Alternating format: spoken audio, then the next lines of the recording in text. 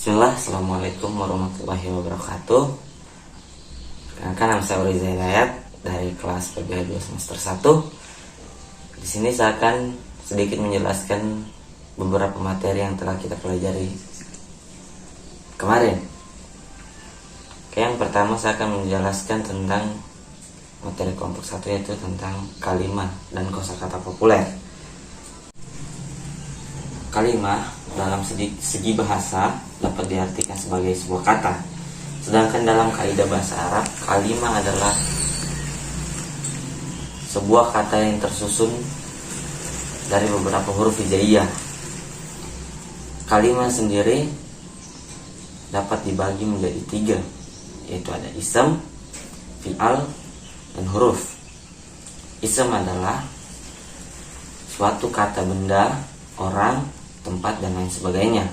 Sebagai contoh, kita bisa ambil seperti baitun, masjidun, madrasatun, insanun, dan lain sebagainya. Sedangkan fi'al adalah sesuatu yang menunjukkan sebuah pekerjaan, seperti zahaba, khoroja, kana, sa'akala, dan lain sebagainya. Sedangkan huruf adalah sesuatu yang menghubungkan sebuah makna tersebut, seperti fi, ila, ala, wa, dan lain sebagainya. Fi'al sendiri dibagi menjadi 3, yaitu fi'il madi, mudhari, dan fi'il amr. Fi'il madi sendiri adalah kata kerja di masa lampau, seperti kataba, kharaja, zahaba, dan lain sebagainya. Sedangkan fi'il mudhari adalah kata kerja yang dilakukan di masa sekarang atau di masa depan, seperti yaktubu Ahmad, yadhabu Muhammad, dan lain sebagainya. Sedangkan fi'il amr sendiri adalah fi'il yang menunjukkan suatu perintah kepada lawan bicara, seperti ukhruj, uktub, idhab, dan lain sebagainya. Dilihat dari segi bahasa, fi'il dibagi menjadi fi'il muta'addi dan fi'il lazim. Fi'il lazim sendiri fi'il yang tidak membutuhkan sesuatu maf'ul atau objek, seperti zahaba Ahmad atau yaktubu Ahmad. Sedangkan fi'il muta'addi fi'il yang membutuhkan suatu maf'ul untuk menyempurnakan maknanya, seperti yaktubu Ahmad ar-risalah. Selanjutnya saya akan membahas tentang materi ism isyarah. Ism isyarah atau kata tunjuk ialah sesuatu yang ditujukan baik itu dalam jarak dekat maupun jarak jauh. Hadza atau zalik. Ism isyarah sendiri jika diartikan bahasa Indonesia berarti ini, itu. Sedangkan dalam bahasa Inggris that or this. Jika ism isyarah sendiri dibagi menjadi 2, yaitu ism isyarah dalam jarak dekat, hadza, dan ism isyarah yang ditujukan pada sesuatu jarak jauh, tazalika. Jika ism isyarah tersebut berbentuk muannas, maka hadza diganti menjadi hazihi, sedangkan zalika diganti menjadi tilka. Jika ism tersebut musanna atau 2, maka hadza menjadi hadzani. Contohnya hadzani kitabani. Sedangkan hazihi menjadi hattani. Contohnya hattani majallatani. Sedangkan jika dalam jarak jauh, zalika menjadi zatani. Zatani kitabani. Sedangkan tilka menjadi tanika. Contohnya tanika majallatani. Jika ism tersebut berbentuk jamak, dibagi menjadi 2.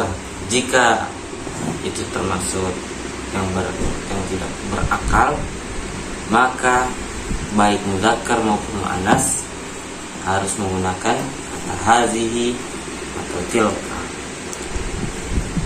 Contohnya hazihi kutubun. Dan jika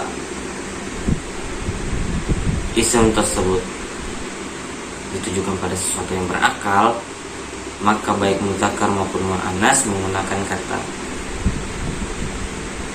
haulai untuk jarak dekat dan ulaika untuk jarak jauh. Contohnya haulai tullabun.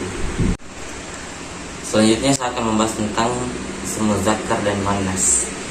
Muzakkar adalah lafal yang menunjukkan arti laki-laki baik manusia, hewan ataupun benda.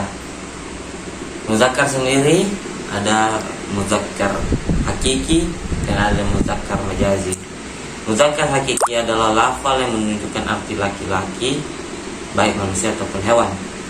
Contohnya rojulun, sohibun, dan hewan misalnya jamalun. Sedangkan muzakkar majazi adalah lafal yang menunjukkan arti laki-laki namun pada dasarnya itu bukan laki-laki. Contohnya babun, kolamun, lailun, dan lain sebagainya. Sedangkan muannas sendiri adalah lafal yang menunjukkan arti perempuan baik manusia, hewan ataupun benda. Muannas sendiri memiliki tanda-tanda. Yang pertama ada ta' marbutah, yaitu lazim yang dimiliki setiap muannas untuk membedakannya dengan isim muzakkar.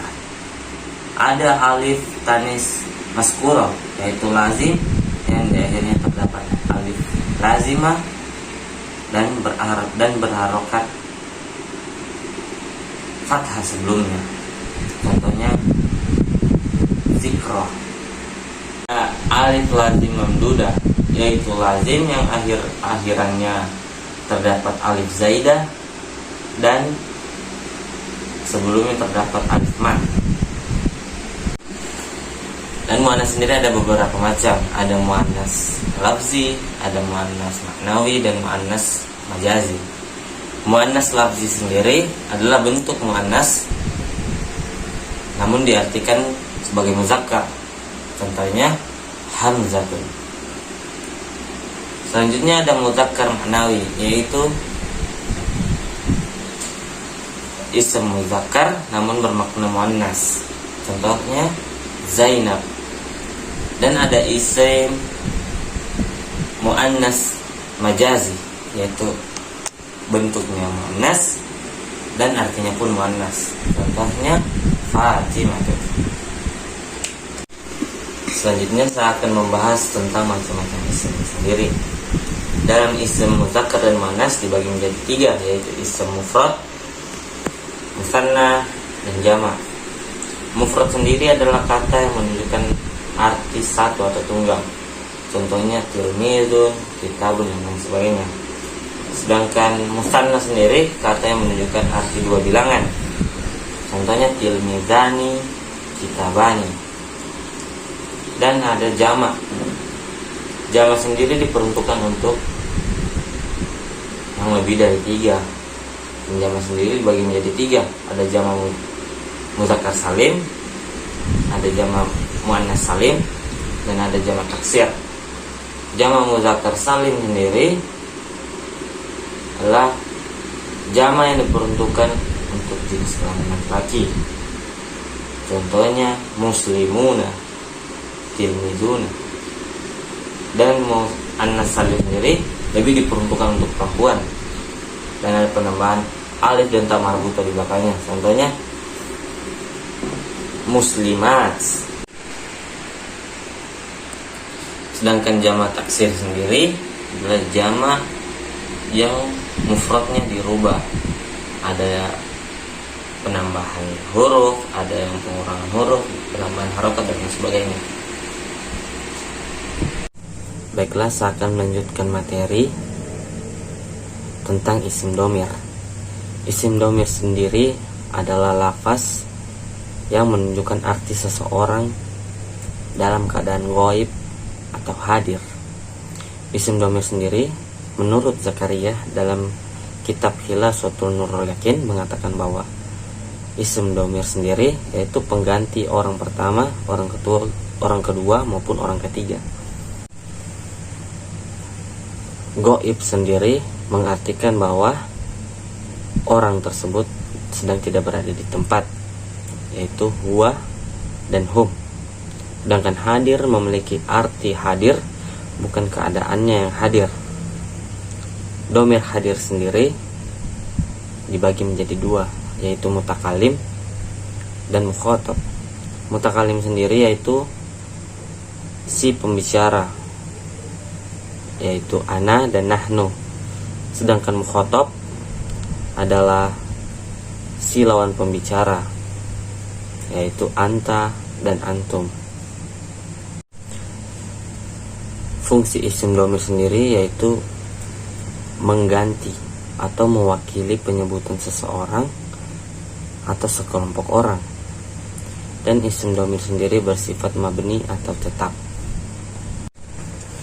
Dalam pembagian domir secara sederhana dibagi menjadi dua, yaitu domir al-baris dan al-muttatir. Domir al-baris sendiri adalah lafaz yang mempunyai bentuk dan tampak sekaligus bisa diucapkan, seperti ta dalam kalimat kumtu. Dan domir al-baris sendiri dibagi menjadi dua, yaitu ada domir muttasil, yaitu domir yang tidak dapat ditaruh di awal kalimat atau setelah kata illah. Sedangkan domir munfasil sendiri domir yang bisa diletakkan di awal kalimat atau setelah kata illah. Sedangkan domir al-mustatir sendiri yaitu lafaz yang tidak nampak penyebutannya, namun kita bisa perkirakan kepada siapa kata tersebut dituju, seperti dalam kata anta dalam kalimat kum. Meskipun lafalnya kita tidak tahu kemana, tapi kita bisa perkirakan kepada siapa ditujunya kata tersebut. Domir al-mustatir sendiri dibagi menjadi dua, yaitu al-mustatir wajib dan al-mustatir tidak wajib. Dan al-mustatir jawaz. Selanjutnya saya akan membahas tentang isim jamak.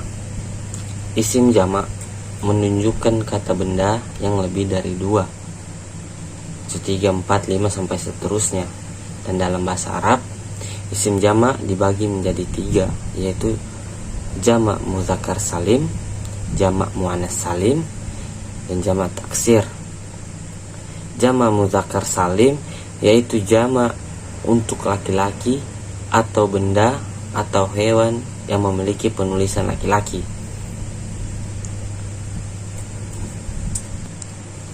Yaitu caranya cukup dengan menambahkan waw dan nun di akhir kata mufrad.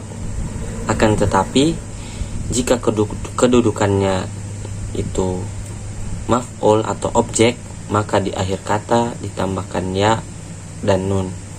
Contohnya mudarrisun mufrad,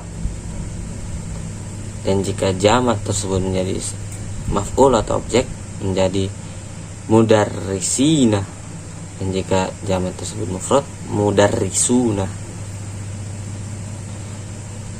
Sedangkan jamak muannas salim yaitu bentuk jamak perempuan, benda atau hewan yang memiliki penulisan perempuan.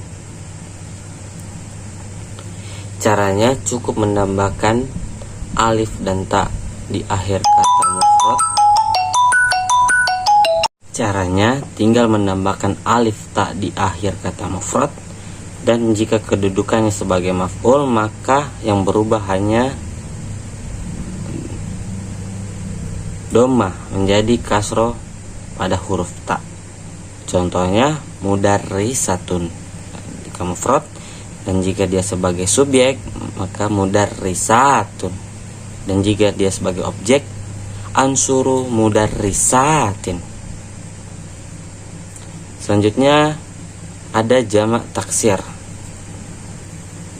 Jamak mufrad sendiri yaitu jamak yang tak beraturan, baik untuk laki-laki maupun perempuan.